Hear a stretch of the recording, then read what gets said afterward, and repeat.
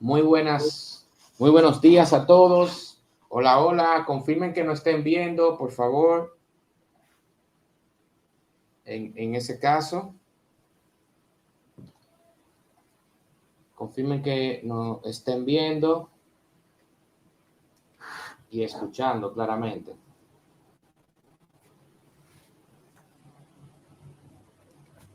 Bien, ok, ahora sí, muy bien. Bueno, pues muy buenos días.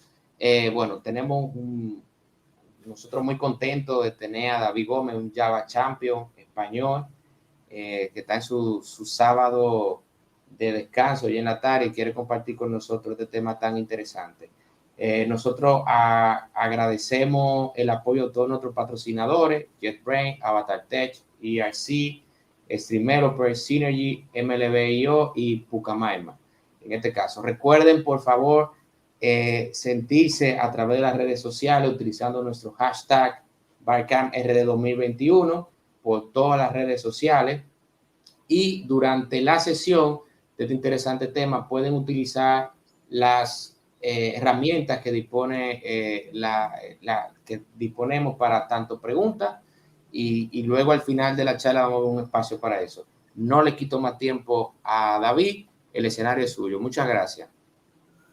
Muchas gracias. Pues la verdad es que para mí es un placer y es un lujo estar hoy con vosotros y además, aunque sea mi día de descanso, a mí me encanta participar en conferencias como esta donde el objetivo, como hablaban en la presentación, es simplemente compartir entre nosotros conocimientos y experiencias.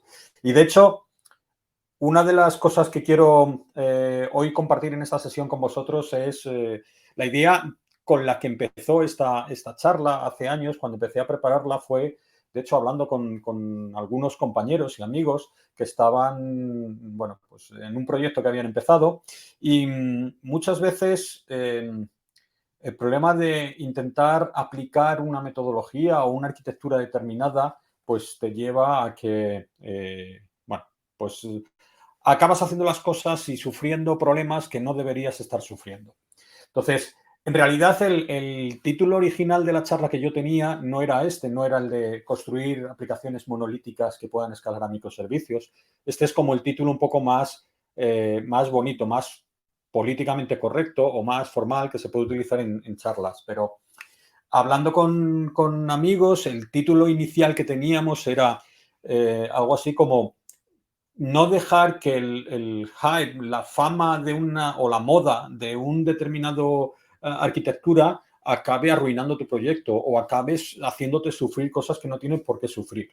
Entonces, esto en realidad no es una queja, no es una charla para quejarse de los microservicios, porque los microservicios están muy bien, pero sí es una charla un poco para que entre todos reflexionemos sobre cómo a veces desarrollamos los proyectos. Y para hacerlo vamos a ponernos en las botas, vamos a ponernos en los zapatos de un desarrollador que empieza en un proyecto nuevo. Y este proyecto nuevo, bueno, pues no tiene nada por hacer y lo tenemos que diseñar todo desde el principio. O, bueno, a lo mejor no es un proyecto nuevo, es un proyecto en el que ya estamos, pero hay que añadir una nueva funcionalidad o hay que añadir un nuevo módulo a nuestra aplicación. Y entonces, en este caso, además, bueno, pues como estamos estudiando, o hemos venido a una conferencia como estas, nos han contado un montón de cosas para hacer las aplicaciones mejor. Y entonces, esta vez estamos seguros que vamos a hacer este nuevo proyecto, esta nueva aplicación de una forma mucho mejor y mucho más exitosa. Y además nos dicen que como vamos a tener mucho éxito, tenemos que estar preparados para que nuestra aplicación escale y la podemos desarrollar en la nube y la podamos desplegar en la nube y, bueno, pues que pueda ser elástica, que pueda ser... Y entonces nos empiezan a decir que tenemos que construir el próximo Netflix o el próximo Facebook porque vamos a ser igual de exitosos. Y entonces, una de las cosas que hacemos es, oye, ¿cómo hacemos que una aplicación sea muy exitosa y pueda escalar y la pueda desarrollar en las nubes? ¿Y qué es lo que ha hecho otra gente para resolver problemas como este? Entonces nos ponemos a buscar en Google y probablemente haya una palabra que empieza a aparecer mucho. Y es, mira, si quieres hacer esto, la arquitectura de microservicios es la arquitectura adecuada. Entonces empezamos a investigar un poco qué significa eso en la arquitectura de microservicios y empezamos a leer cosas como que los microservicios básicamente consisten en que tu aplicación entera la dividas en pequeñas aplicacioncitas que vas a desplegar de forma independiente. Y cada aplicacioncita hará una parte o hará una funcionalidad y esta funcionalidad incluso a lo mejor la puede hacer un equipo distinto y pueden elegir distintos lenguajes de programación y pueden desplegar en distinto momento, porque cada una de estas aplicaciones, cada uno de estos módulos, solo se va a encargar de hacer una pequeña cosa. Y luego resulta que cuando hacemos esto y nos ponemos a empezar a trabajar, y esto fue lo que yo he visto que ha pasado muchas veces en muchos proyectos que empiezan diciendo, pues tenemos que hacer una arquitectura de microservicios desde el principio, y entonces empiezan a buscar cuáles son los distintos módulos y las distintas aplicaciones que van a hacer y forman los equipos, dividen, hacen esta descomposición de la aplicación entera en microservicios desde el principio. Pero luego empezamos a darnos cuenta que una aplicación necesita de los datos de otra y entonces un módulo tiene que llamar a otro y este probablemente tenga que llamar al tercero y al final todo esto acaba haciendo que los módulos acaban dependiendo unos de otros y empezamos a tener una suerte de dependencias, de cadena de dependencias entre los módulos que van a acabar haciendo que en un momento dado necesitemos dibujar qué módulos dependen de cada uno. Porque, por ejemplo, imaginaros que un módulo A necesita ahora recuperar unos datos y para eso el equipo que está haciendo el microservicio B necesita cambiar el servicio REST o cambiar la forma en la que me va a devolver esa nueva funcionalidad. Pero claro, hasta que este equipo no tenga desplegada esa funcionalidad, no lo haya acabado y no la tenga en producción, yo no puedo empezar a trabajar o desplegar la funcionalidad mía. Entonces, en algún momento empezamos a tener que dibujar las dependencias y seguir las dependencias. Y entonces nos pasa pues lo que le pasó a mi hijo cuando tenía 2 años, que empezó a intentar dibujar y buscar dónde empezaba y dónde acababa una tira de papel. ¿Y qué le pasó? Que acabó con toda la tira de papel enrollada al cuello. Pues esto nos pasa a nosotros muchas veces con todas estas dependencias entre módulos. Yo tenía un amigo que a esto le llamaba, a este problema de cuando empezamos a tener dependencias entre módulos, que pueden ser librerías, microservicios, componentes, y uno depende de otro y otro depende de un tercero y el tercero de un cuarto o de varios más. Muchas veces él le llamaba, nosotros, como cuando te haces este uñero o este padrastro, que te lo haces aquí en la uña y entonces te empieza a doler, pero empiezas a tirar y cuanto más tiras, más duele, pero a su vez más necesitas quitarlo y más empiezas a tirar. Entonces, este amigo, este compañero, José Moreno, decía que esto era, a él lo llamaba padrastrear. Cuando acabamos con un sistema tan sumamente complejo que tiene tantas dependencias y todas dependen de todas y está tan embarañado, es el concepto este de padrastrear. Tienes un poco de lío y no sabes muy bien dónde empieza, dónde acaba y cuanto más intentas arreglarlo, más te duele, ¿no? Entonces, el problema de esto es por qué ha pasado. Y aquí es donde viene lo que yo quiero, el mensaje que quiero compartir con vosotros en esta sesión. Y es que muchas veces nos fijamos cuando buscamos en Google y decimos, oye, ¿cómo se hacen aplicaciones escalables? Entonces te hablan de las arquitecturas hexagonales o de las arquitecturas de microservicios. Entonces directamente intentamos aplicar esos patrones y aplicamos esa arquitectura. Y muchas veces lo que está pasando es que nos estamos fijando en la solución, pero nos estamos perdiendo todos los distintos intentos que quien llegó a esa arquitectura hizo por el camino. Y muchas veces esto significa que estamos intentando replicar exactamente el mismo resultado final que otros lograron, pero no nos estamos fijando en cuáles eran las técnicas y los conocimientos que esta gente ha llegado a aplicar en sus proyectos y que les hizo llegar a esa situación, pues que al final era un éxito, ¿no? Y esto es lo que yo llamo muchas veces el HDD, el Hype Driven Development, que es el desarrollo basado por la fama. Pues esto es muy popular, pues es el siguiente framework que voy a utilizar. Y en realidad eso normalmente no nos lleva a ningún sitio. También no nos lleva a ningún sitio porque lo importante está en el proceso, lo importante está en la metodología y las técnicas que nosotros usamos para desarrollar aplicaciones. Y es muy importante el camino porque yo tenía un profesor en la universidad que decía que habitualmente no tenemos todo el contexto. Había una cita que yo leí en un libro que decía que cuando empezamos a desarrollar una aplicación, lo mejor será que la desarrollásemos pensando que vamos a querer tirarla a la basura y empezar a construirla desde el principio, porque probablemente es lo que nos apetezca hacer cuando lleguemos al final. Que era una forma distinta de decir que cuando cuando llegamos al final del desarrollo de una aplicación, es cuando realmente tenemos todo el contexto y toda la información sobre lo que tiene que hacer esa aplicación. Y entonces es cuando es fácil ver el puzzle o el laberinto desde arriba y decir, pues la solución buena es así. Pero normalmente cuando empezamos un proyecto estamos en la puerta y no tenemos todo ese contexto ni toda esa información. Y esa información la vamos a ir descubriendo al principio. Entonces, lo más fácil es siempre plantearnos cuando arrancamos un proyecto que somos como Jon Snow, que no sabemos nada. Aquí había otro profesor que también dijo tuvo una cita en un encargo, en una práctica, nos mandó a hacer en la universidad y nos decía, os voy a poner esta práctica porque vais a aprender algo. Y es que lo peor que nos puede pasar como ingenieros de software es que nos manden a hacer algo sobre algo que nosotros pensamos que ya sabemos. Por ejemplo, y él nos hizo un encargo para modelar el diagrama antidarrelación de un torneo de fútbol, de una serie de torneos de fútbol sala. Entonces nos dijo, dice, aquellos de vosotros que participéis en competiciones de fútbol o que organicéis competiciones de fútbol, sois los que probablemente saquéis peor rendimiento o hagáis peor este encargo. Porque vais a empezar a hacer asunciones, vais a empezar a imaginar cosas o dar cosas por sentado que no son las que ponen el encargo. Porque yo, que soy el dueño del encargo, no tengo esa necesidad.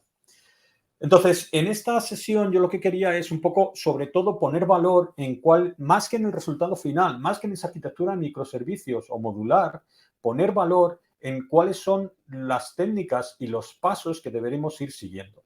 Entonces, vamos a ir presentando una serie de técnicas y lo vamos a hacer con un ejemplo. Imaginaros que nos encargan que tenemos que desarrollar una herramienta para gestión de una conferencia online.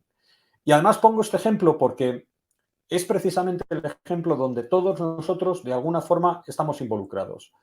Todos tenemos una cierta idea de qué es una conferencia.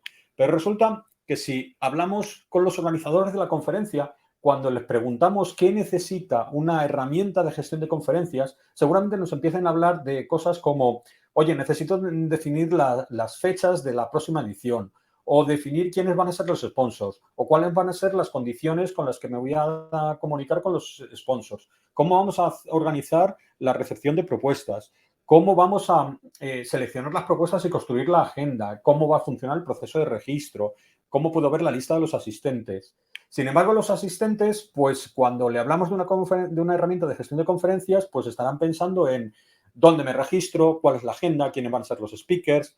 Y los speakers, pues estarán pensando en cómo es el call for papers, cuándo puedo mandar las propuestas, cómo sé si la propuesta me la han aceptado, luego qué es lo que tengo que hacer para responder las preguntas, cómo va a funcionar la conferencia. Por tanto, cada persona en el fondo está teniendo distintas ideas de qué es esta herramienta de conferencias. Entonces, si queremos saber toda esta información, y aquí es donde viene la primera técnica, nos vamos a olvidar por un momento de los microservicios, que es el objetivo final, y probablemente llegaremos allí, pero vamos a fijarnos en cuáles son las técnicas que nos son útiles. Y la primera que os quiero nombrar, no vamos a entrar en detalle, luego dejaré algunos recursos para que podáis ir vosotros mismos investigando y aprendiendo un poco más. Pero la primera técnica se llama Event Storming. Y Event Storming básicamente consiste en empezar a pensar y hablar con quien va a utilizar nuestros sistemas y empezar a hablar con ellos, identificar las interacciones que ellos van a realizar con nuestro sistema. Pueden ser usuarios o pueden ser a lo mejor otros terceros sistemas si tenemos un API. Pero la idea de esto es identificar cuáles son las interacciones de nuestro sistema o de terceros sistemas con nuestra aplicación. Y esas interacciones las vamos a anotar y las vamos a clasificar siguiendo la segunda de las técnicas que quiero presentaros. La segunda de las técnicas que quiero presentaros se llama CQRS y básicamente significa que vamos a separar esas interacciones, las interacciones que hemos visto, para que entren en nuestro sistema a través de dos puertas distintas. Y esta va a ser como la primera clasificación de dos módulos distintos que vamos a tener en nuestro sistema. No quiere decir que vayamos a construir dos aplicaciones, una para una cosa y otra para otra. Pero sí podemos tener paquetes o tener clasificado en distintas categorías todas esas interacciones. La primera categoría de interacciones van a ser las de comandos. Los comandos van a ser todas esas interacciones que hemos visto que implican que la acción que me están pidiendo ejecutar implica que tengo que hacer un cambio en el estado o en los datos de lo que guarda mi aplicación.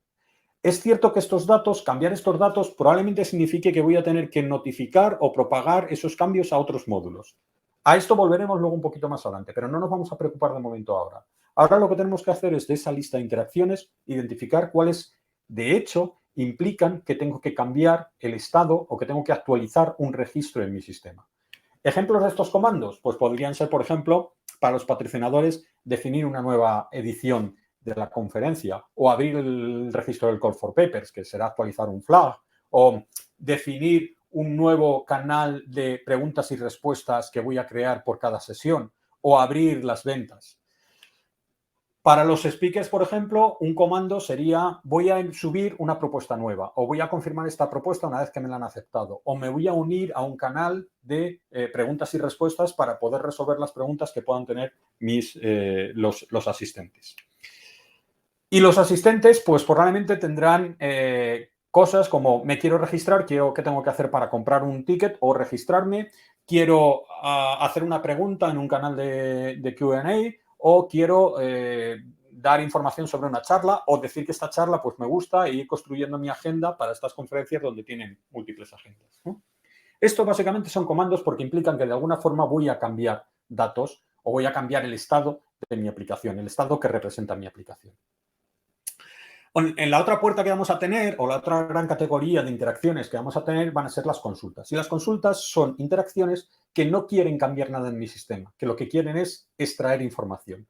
Los usuarios quieren, por ejemplo, los organizadores quieren la lista de las propuestas que he recibido en el Call for Papers, o ver cuáles son la valoración de las listas, o si la gente está especificando cuáles van a ser sus charlas favoritas, porque es un evento presencial y tengo que ubicar las charlas en distintas salas, dependiendo de lo grandes que sean, pues dame la popularidad de cada charla.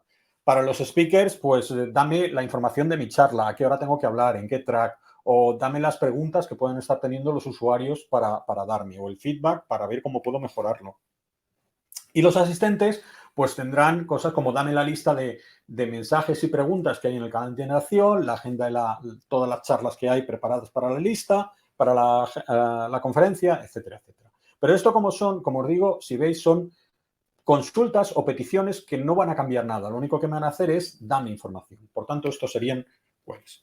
Por tanto, la primera categorización, como digo, que tenemos en nuestro sistema es una categorización a nivel lógico, porque vamos a diferenciar entre qué peticiones, qué interacciones implican cambiar cosas y qué peticiones están pidiendo que devolvamos información. La pregunta es ahora, ¿cómo modelamos? ¿Cómo empezamos a modelar cada una de estas partes? Cada uno de los comandos, la gestión de estos comandos y la gestión de estas consultas. Y para eso vamos a hablar de otra técnica que es muy útil en este proceso, que se llama DDD o en inglés significa Domain Driven Design, que sería diseño dirigido por dominios. Lo importante de esta técnica es muy interesante porque lo que nos permite es modelar nuestro sistema identificando cuáles son los límites o las regiones que van a permitirnos más adelante definir por dónde puedo cortar los módulos. Y esto es lo que nos va a permitir empezar a modelar de alguna forma donde de alguna forma puedo tener las costuras por las que más adelante, si lo necesito y solo si lo necesito, podré cortar y separar en distintos módulos, pero no antes. Cuando hablamos de modelar, hay un libro muy antiguo, leí yo cuando estaba en la universidad, que en su portada tenía esta imagen y era un libro sobre modelado, sobre cómo modelar y diseñar aplicaciones. Y me llamó mucho la atención porque utilizaba esta imagen de un artista francés que se llama Magritte y que era tal cual la veis ahí. Era una pipa y me llamaba mucho la atención porque debajo ponía esto no es una pipa. Entonces a mí me sorprendió mucho, ¿no? Dice, ¿cómo que no es una pipa? Pues lo estoy viendo. Y efectivamente el punto detrás de esta ilustración es que esto no es una pipa, es la representación de una pipa. O si lo queréis, es el modelo de una pipa. Pero no es una pipa. Es un modelo y el modelo lo bueno que tiene es que representa determinadas cosas. Me vale para hacerme una idea de cuál es la forma que tiene una pipa. O, por ejemplo, en este caso, esta pipa, ¿qué color tiene? Pero, por ejemplo, hay otras cosas que un modelo nunca te va a permitir representar. En este caso, este modelo en concreto no me permite saber cuál es el tamaño de una pipa, porque dependiendo de dónde esté representando yo esta imagen, pues la pipa será más grande o más pequeña y no tiene el valor de una escala. No me permite saber cuánto pesa una pipa, porque yo no puedo ver cuál es el material. Parece que está hecho de madera, pero podría ser metal. Entonces, no puedo ver cuánto pesa.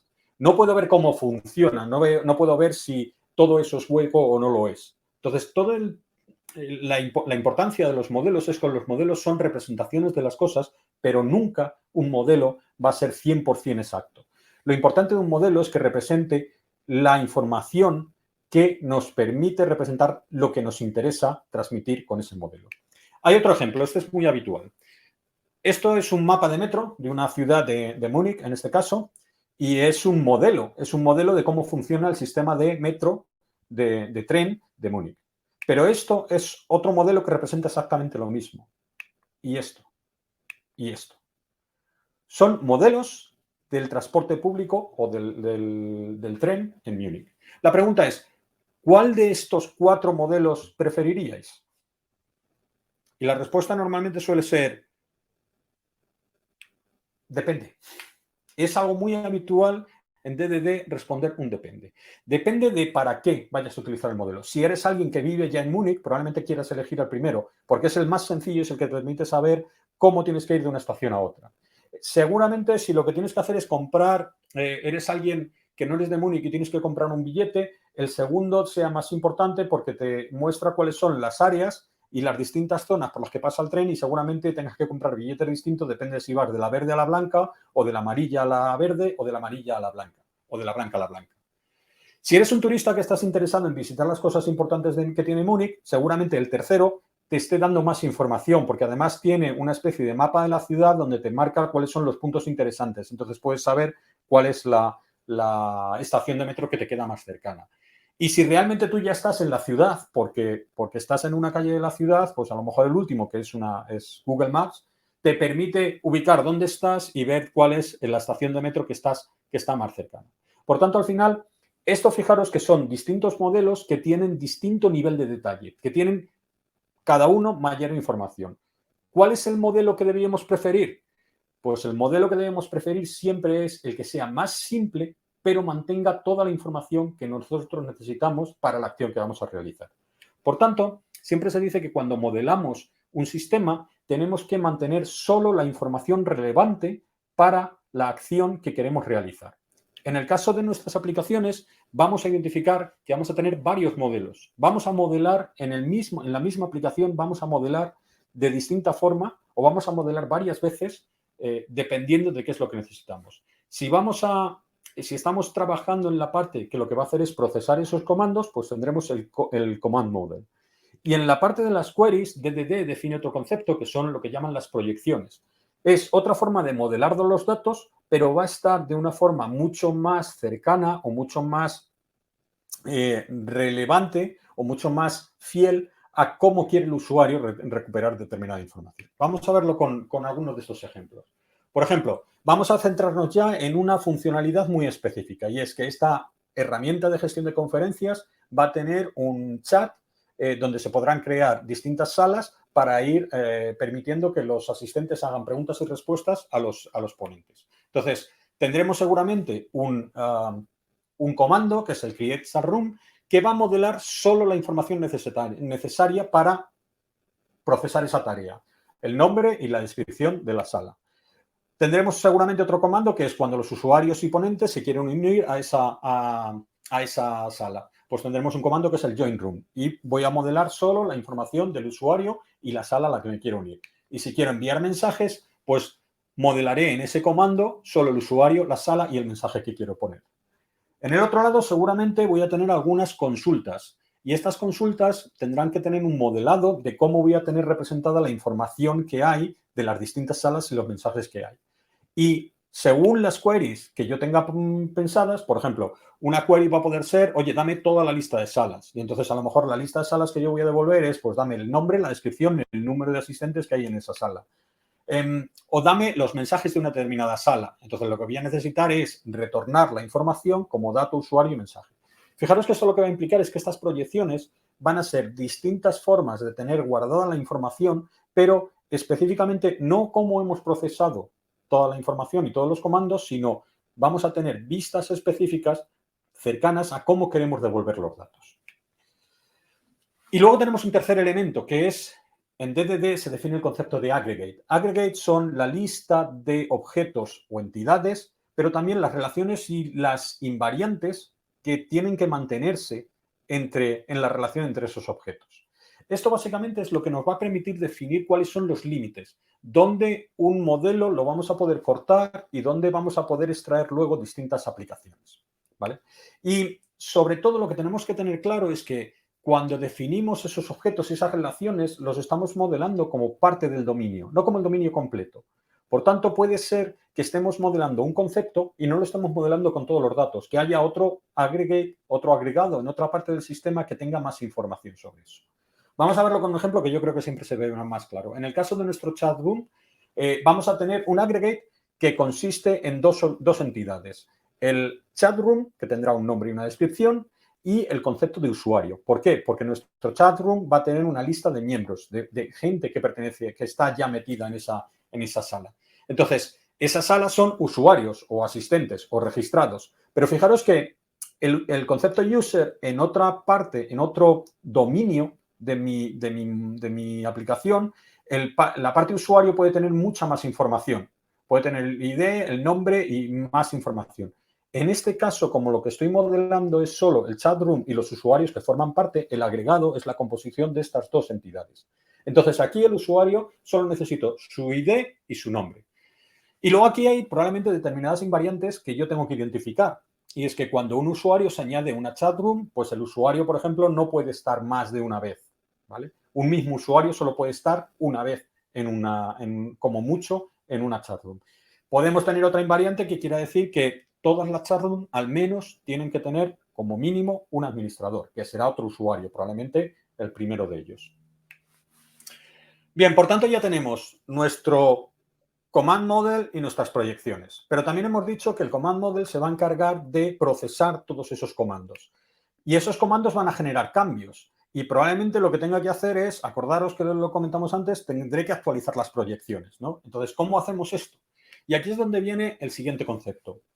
El concepto de los eventos. Los eventos es un artefacto, una herramienta que nos permite representar que algo ha pasado. Y esto siempre es importante utilizar el pasado, porque los eventos corresponden con algo que ha pasado. Y eso ya no lo podemos cambiar. Es historia de nuestra aplicación. Ha pasado y está ahí.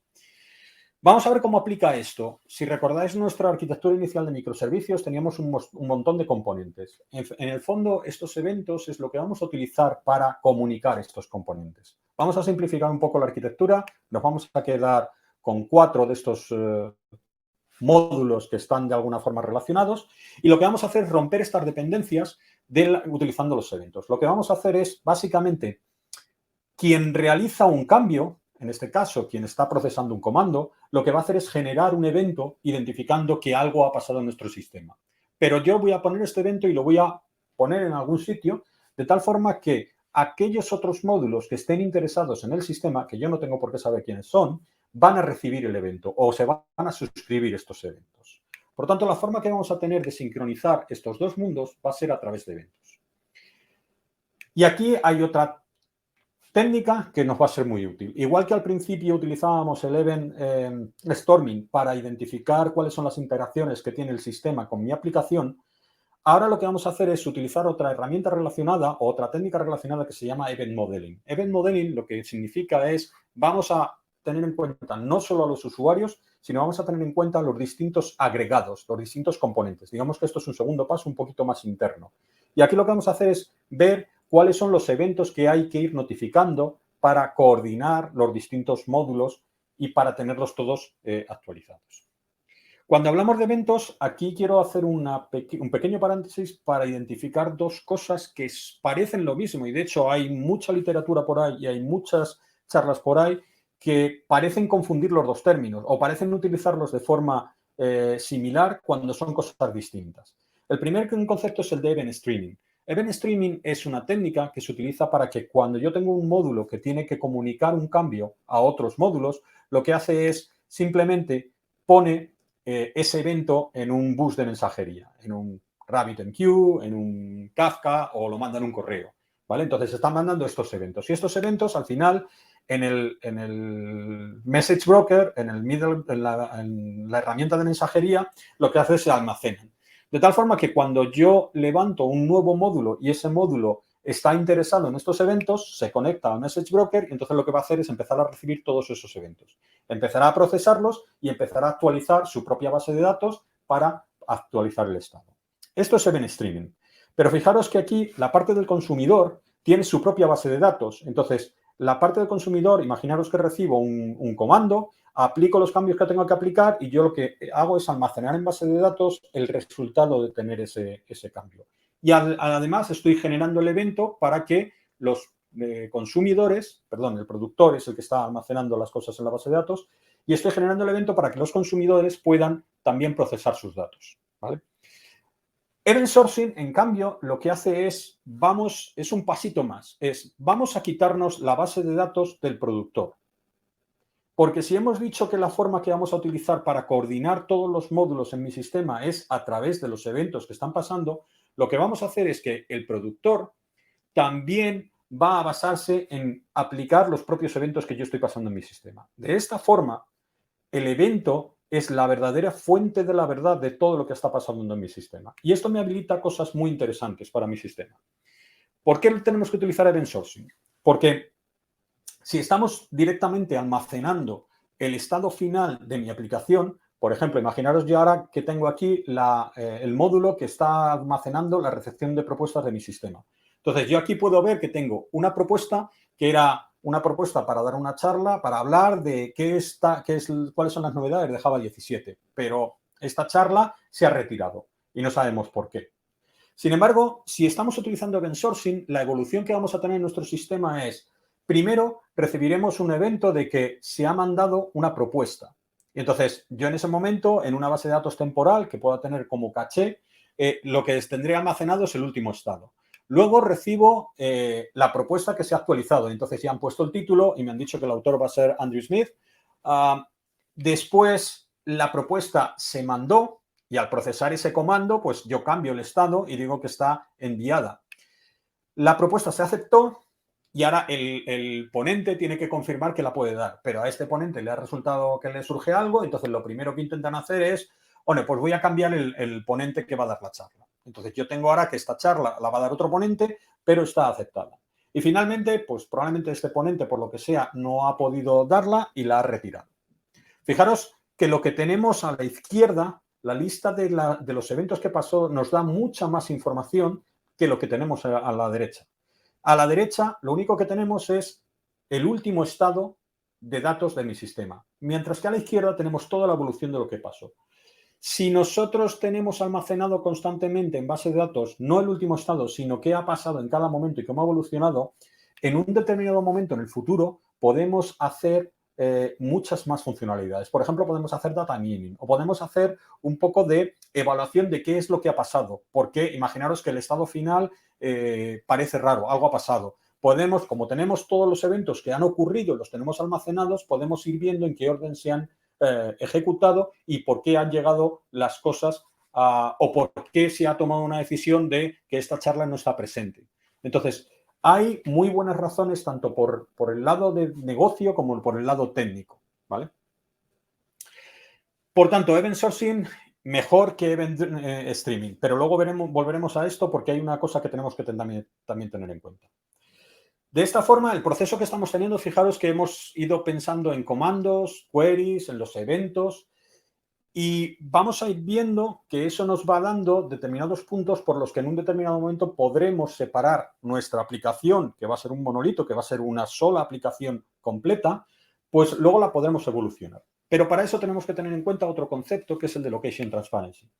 Básicamente nosotros lo que queremos construir es esto, que es decir, vamos a tener una aplicación sencilla, pero que dentro, aunque todo en el código está representando la funcionalidad junta, esta funcionalidad en el fondo está separada. De tal forma que si mañana hay un módulo, por ejemplo, cómo se procesa un comando o el módulo que me gestiona la recepción de propuestas, pues el módulo que gestiona el Call for Paper es mucho más complejo. Entonces, a lo mejor ya sí quiero poner a trabajar un equipo de forma independiente en toda la funcionalidad de gestión de propuestas para nuestra charla. Entonces, yo lo que hago es saco el código, lo saco a otro proyecto y lo que quiero es que ese proyecto siga funcionando igual. O puede ser que haya otra funcionalidad, como por ejemplo la de consultar la agenda, que cada vez es más útil. Entonces, como más útil, la quiero separar también a otro proyecto. Y esta la quiero desplegar y quiero desplegar varias instancias porque quiero poner un clúster para poder soportar más carga de este tipo de peticiones. Entonces, la idea de todo esto es que todos estos módulos, para que esto funcione y para que yo pueda extraer el código de una forma sencilla, aparte de tener estos límites muy definidos y de comunicarse a través de eventos, lo que tienen que hacer es no hacer ninguna suposición, ninguno de estos módulos, en quiénes son los módulos que van a recibir mi evento, ni siquiera en cuántos módulos van a estar interesados en recibir en este evento. ¿Y cómo conseguimos esto? Que esta es la gran pregunta. ¿Cómo conseguimos esto? Bueno, por un lado, es muy importante mantener los modelos independientes. Cuando hemos hablado antes, hemos hablado del modelo del comando. Cada parte de comando tendrá un modelo independiente. Entonces, la idea es ir teniendo, en base a estos agregados y los comandos que van a trabajar sobre estos agregados, lo importante es que vayamos identificando cuáles son aquellos conjuntos de objetos que tienen algunas invariantes y algunas relaciones que los relacionan. Y cuáles de estos agregados o cuáles de estos módulos necesitan actualizar otros. Estos serían las líneas discontinuas que las vamos a modelar como eventos para coordinar distintos eventos. Puede ser incluso que según vaya evolucionando nuestra aplicación, veamos que un módulo o que un modelo empieza a complicarse mucho. Y entonces podamos separar solo ese modelo, dentro de sus límites, podamos separarlo e independizarlos en 2 o 3 modelos distintos. De nuevo, ahí identificaremos cuáles son las nuevas relaciones y cuáles son los eventos que vamos a utilizar para coordinar esos 2 modelos. Para hacer esto, como digo, es muy importante que aprendamos bien a utilizar CQRS y DDD. Pero para la parte de Location Transparency, para poder sincronizar los módulos y que podamos extraer este código de una forma sencilla, es muy importante que la forma que tenemos de enviar los mensajes, tanto de enviar los comandos como de enviar las queries, como de enviar los eventos entre módulos, sea el adecuado. Para eso tenemos que utilizar las herramientas adecuadas. Y es muy importante que sea un bus de mensajería, correcto. Pero es muy importante, si vamos a utilizar event sourcing, que ese bus de mensajería no sea simplemente capaz de darme todos los mensajes que he mandado en el bus o todos los mensajes que hay en un tópico o en una partición. Es muy importante que actúe, de hecho, como una base de datos de eventos. ¿Esto qué significa? Que tengo que poder, en un determinado momento, consultar y hacer queries para que me des solo los eventos que pertenecen a un determinado agregado. ¿Por qué? Porque si yo levanto otra instancia de un proceso que me va a atender un comando y yo quiero reconstruir el estado de un comando, de un determinado agregado, lo que quiero es no tener todos los eventos. Lo que quiero es que el bus de mensajería me dé solo los eventos de ese determinado agregado. Vamos a ponerlo finalmente como un ejemplo. Vamos a ver algo de código. Para este código lo que voy a utilizar es código Java, bueno, excepto esta primera parte que es Kotlin, pero podría ser un record de Java.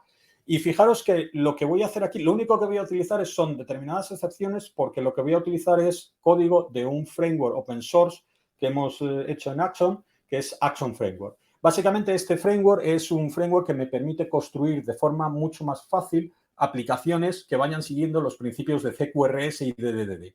Entonces, puedo tener aplicaciones monolíticas, o puedo hacer microservicios, o puedo hacer aplicaciones modulares. Pero lo importante es que me ayuda a seguir las técnicas de CQRS y DDD.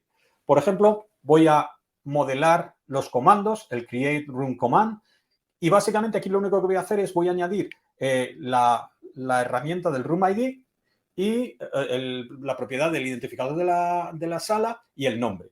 Y voy a especificar que el nombre de la sala es el identificador del aggregate. También voy a hacer lo mismo para el comando de cuando alguien se une a una sala, cuando alguien manda un mensaje y cuando alguien deja una sala. Fijaros que este es el único código que tengo necesario para representar mi modelo de comandos. Es básicamente clases de datos. De igual forma, voy a tener el modelo de eventos que van a estar relacionados de alguna forma con cómo proceso los comandos, porque los eventos va a ser la notificación que yo voy a mandar al sistema para especificar que algo ha pasado.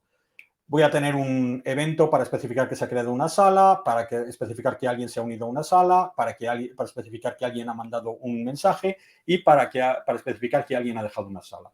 Entonces, cada vez que yo reciba y procese un comando, yo voy a mandar estos mensajes y todos aquellos otros módulos que estén interesados en o que tengan que actualizar sus datos, sus proyecciones o sus propios copias de los agregados basado en esta información, pues recibirán una copia de este evento y la procesarán de forma independiente. Y finalmente voy a tener el agregado. El agregado, fijaros que esta es una notación de Action Framework, pero es una notación de DDD. Esto es una forma que yo voy a tener para representar cuál es el agregado, que es un chat room que tendrá participantes y tendrá usuarios. Entonces, tengo cuál es el identificador y luego sobre este agregado lo que voy a empezar es especificar cómo voy a gestionar un comando. Por ejemplo, cada vez que yo reciba el create room command, voy a invocar, y esto lo hace el framework de Action Framework, command handler. Va a invocar este constructor. Como es un constructor, pues creará la instancia, una nueva instancia del chat room. Dentro del constructor, yo lo que tengo que hacer no es cambiar directamente el estado. Lo vamos a ver luego mejor con otro ejemplo. Sino lo que voy a hacer es, voy a crear un evento y ese apply es un método del framework que básicamente lo que hace es, voy a enviar a través del bus de mensajería a un evento para especificar que ya se ha creado esta sala. De igual forma, para gestionar que alguien que recibo el comando de que alguien ha recibido o alguien se quiere unir a una sala, lo que voy a hacer es anotar otro command handler y especificar que es el join room command el que voy a procesar aquí. De igual forma, el procesamiento de este comando lo único que va a hacer es generar el evento que implica notificar a otros sistemas que ya esta persona se ha unido a esta sala. El propio aggregate, en la propia parte del comando, ¿cómo voy a, por ejemplo, añadir un participante? La idea es que yo nunca en el command handler, cuando estoy procesando los comandos, nunca voy a cambiar el estado. Lo que voy a hacer es generar las notificaciones. El estado lo voy a cambiar, y acordaros, cuando he hablado de event sourcing, el propio productor, el propio command handler, lo que va a hacer es enviar la notificación y se va a suscribir como uno más a recibir los eventos. Entonces, realmente donde voy a cambiar y donde voy a actualizar la lista de participantes o de miembros de una sala es en el propio handler de que yo también he recibido la notificación. ¿Esto por qué es importante? Porque imaginaros que ahora yo necesito escalar y necesito crear 2 instancias para un clúster. Entonces, vuelvo a levantar una instancia que me va a levantar este código.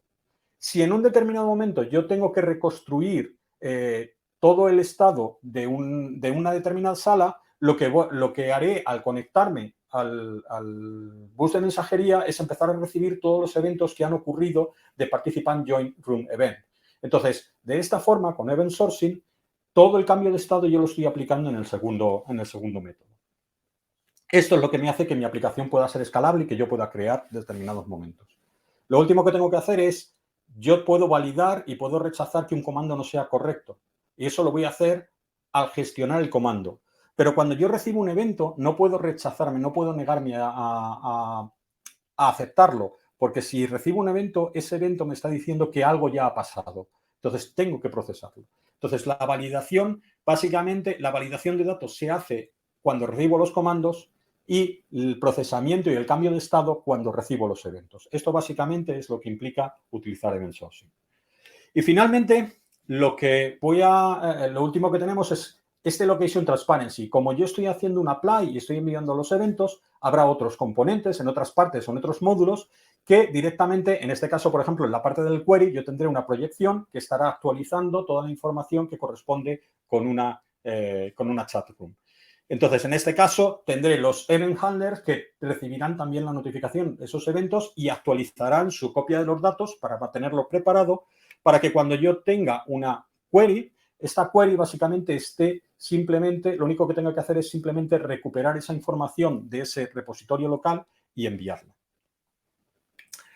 Básicamente este es el proceso. Esto es lo que me hace que yo pueda tener un sistema modular que yo pueda cortar en un determinado momento. En resumen, la idea de aplicar una solución a una determinada arquitectura porque a otros les ha funcionado normalmente no suele ser la buena forma. Lo que tenemos que tener es cuáles son las técnicas y cuál es el proceso que le llevó a esos otros casos de uso para llegar a una determinada arquitectura definida. En este caso, CQRS, DDD y Event Sourcing son muy importantes, o es una buena, dominar estas técnicas nos permiten que podamos tener un monolito modular. Entonces, lo que hay que hacer es, digamos, informarse sobre estas técnicas, aprender a utilizarlas y utilizar las herramientas adecuadas. Para acabar, yo sé que lo de hoy es mucha información, pero yo lo que quería dar es un poco la idea de cuál puede ser un buen proceso. He preparado una página donde vais a poder tener un montón de información si queréis investigar un poquito más, las slides de esta charla, por supuesto, también un par de repositorios de código con algo de código de ejemplo muy sencillo y con unos tutoriales que podéis utilizar. En Axon creamos una academia, tenemos unos cursos gratuitos, no son muy largos, ahora mismo hay 2 cursos que son gratuitos y que permiten, bueno, pues explicar un poquito más despacio los conceptos de DDD, CQRS y Event Sourcing. Y también tenemos Axon Framework, que es básicamente este framework open source que funciona bien para Java, para aplicaciones Java, o bien sobre Spring Boot para hacer aplicaciones CQRS. Luego tenemos nuestro propio StoreDB y Message Bus, que es Axon Server. Luego, herramientas como Event Modeling y Event Storming. El libro de Domain Driven Design es una muy buena herramienta para seguir investigando sobre esto. Y nada más, si tenéis alguna cuestión, alguna duda, me podéis llegar también por Twitter y por demás. Si, no sé si tenéis alguna cuestión. Sí, yo sé que estamos rushando porque estamos contra el tiempo, pero hay 2 preguntas interesantísimas. La primera que hace Fulvio Moya dice: vimos que utilizar Event Sourcing es excelente para trazabilidad. ¿Cuándo deberíamos de usar Event Streaming? Bueno, Event Streaming básicamente es una buena técnica simplemente para notificar. Cuando lo que nos interesa es coordinar eventos que han pasado en un sitio y notificarlos a otro sitio, Event Streaming es una herramienta suficiente. Lo bueno de Event Sourcing es que además te da un nivel más. Entonces, si estás utilizando DDD, yo te diría que casi te plantees si Event Sourcing va a añadir un poquito más. Si simplemente lo que quieres es comunicar 2 módulos, pues quizá Event Streaming es mucho más tu caso. Bien, entonces la otra pregunta de la profesora Lisiboni Beato: por lo que entiendo de su charla, los monolíticos modulares no brindarían todos los beneficios de los microservicios, ya que como las aplicaciones necesitan ejecutar un único código en tiempo de ejecución, no es posible diversificar tecnologías y lenguaje de programación. Ella pregunta si eso está en lo correcto, o sea, si lo que ella ha interiorizado está en lo correcto. Es cierto, pero tiene una ventaja. Es decir, que cuando tienes un monolito modular, es verdad que tienes tienes un único proyecto y un único desplegable, y probablemente signifique que tengas solo un lenguaje y solo un equipo. Pero eso puede ser un beneficio, sobre todo en partes iniciales, en momentos iniciales. Y es que no necesitas tener que estar coordinando muchos equipos distintos, sobre todo si tu aplicación es pequeña. Y sobre todo el mayor problema es que cuando empiezas un proceso, tú no sabes realmente... Vas a empezar, y esto es un problema que es muy habitual, empiezas a pensar y dices, yo voy a sacar este módulo porque este módulo va a ser el que va a tener más carga en producción. Pero eso no lo sabes, porque no lo tienes en producción. Y resulta que muchas veces lo que ocurre es que resulta que por cómo está implementado, el que consume más recursos es otro módulo que no habías tenido en cuenta. Entonces, empezar con un monolito modular lo que te permite es, vamos a ir construyendo y luego vamos a ir identificando cuáles son las partes que tenemos que extraer y trabajar aparte. Pero si empiezas con el monolito modular, puedes luego cambiar la forma en la que dices, bueno, pues ahora voy a sacar este módulo y este es el módulo que voy a sacar. Si desde el principio dices, este es el módulo que va a tener más carga y lo estás haciendo basado en una suposición porque es el que más carga tiene en otros sistemas, pues resulta que luego si tu sistema evoluciona de otra forma, ya no es igual de fácil volver atrás esa decisión de diseño y rehacerla. Entonces, es verdad que los monolitos modulares no tienen todos los beneficios de los microservicios, es verdad, pero el monolito modular lo que te da es una primera etapa que te permite evolucionar luego mucho más fácil y no estar haciendo asunciones de diseño desde el principio que probablemente no sean las correctas.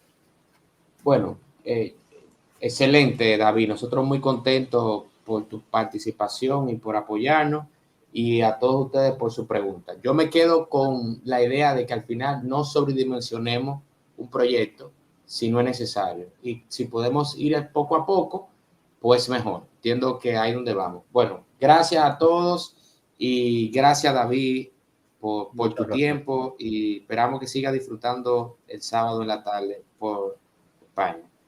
Igualmente. Gracias. Encantado de estar con vosotros. Gracias.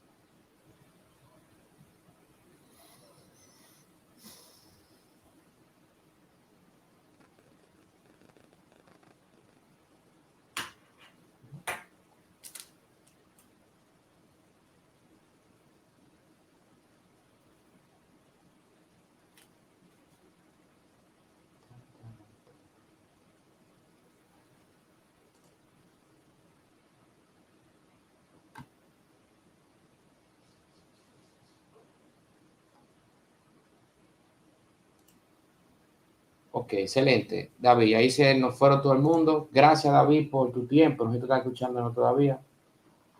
Y nada,